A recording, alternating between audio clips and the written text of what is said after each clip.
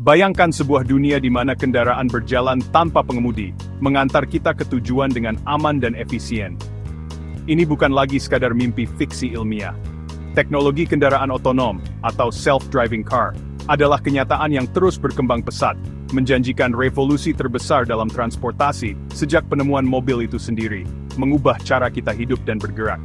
Namun, perjalanan ini tidak terjadi dalam semalam. Akarnya dapat ditelusuri kembali ke tahun 1980-an, saat laboratorium riset di Jerman dan Amerika mulai bereksperimen dengan mobil yang dikendalikan komputer.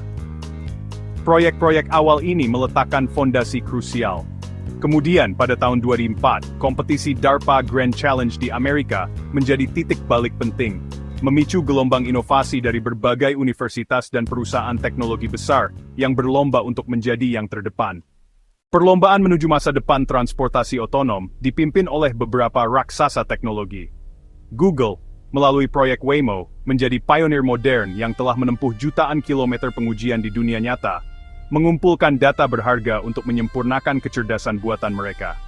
Sementara itu, Tesla dengan pendekatan vision-based-nya, memperkenalkan fitur autopilot yang tidak hanya mendunia tetapi juga memicu perdebatan luas tentang batasan antara bantuan pengemudi dan otonomi penuh.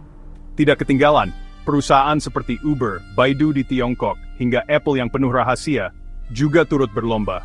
Mereka semua didorong oleh satu visi besar, menciptakan ekosistem transportasi yang secara fundamental lebih aman, efisien, dan berkelanjutan bagi planet kita. Saat ini, ribuan kendaraan otonom telah diuji coba di jalanan kota-kota besar di seluruh dunia. Namun, pengembangan ini bukan hanya tentang teknologi. Ini juga memunculkan pertanyaan etis yang kompleks. Siapa yang bertanggung jawab saat terjadi kecelakaan? Beberapa kota bahkan sudah mulai merintis layanan publik tanpa sopir, seperti bus dan taksi otonom. Ini adalah langkah awal menuju revolusi mobilitas perkotaan, menjanjikan kota dengan lebih sedikit kemacetan dan polusi. Meski jumlahnya masih terbatas, laju perkembangannya sangat pesat, menjanjikan masa depan yang lebih terhubung dan efisien. Kendaraan otonom membawa dampak sosial yang sangat besar, menjanjikan revolusi dalam cara kita bergerak.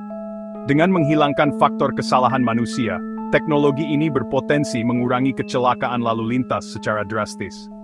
Sistem kemudi yang teroptimasi juga dapat meningkatkan efisiensi bahan bakar dan mengurangi kemacetan. Yang tak kalah penting, teknologi ini memberi kebebasan mobilitas bagi para lansia dan penyandang disabilitas, memungkinkan mereka untuk tetap terhubung dengan komunitas. Namun, inovasi besar ini datang dengan tantangan. Potensi hilangnya pekerjaan bagi jutaan pengemudi menuntut program transisi ekonomi yang adil. Di sisi lain, muncul perdebatan sengit tentang regulasi dan etika. Siapa yang bertanggung jawab saat terjadi kecelakaan? Bagaimana kita melindungi data pribadi penumpang dan mencegah ancaman siber yang bisa melumpuhkan sistem? Di tengah kompleksitas ini, terbukalah cakrawala baru.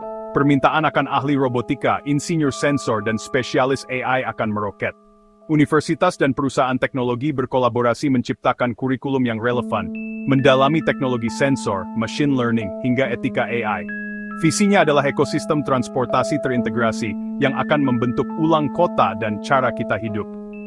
Perjalanan ini memang masih panjang.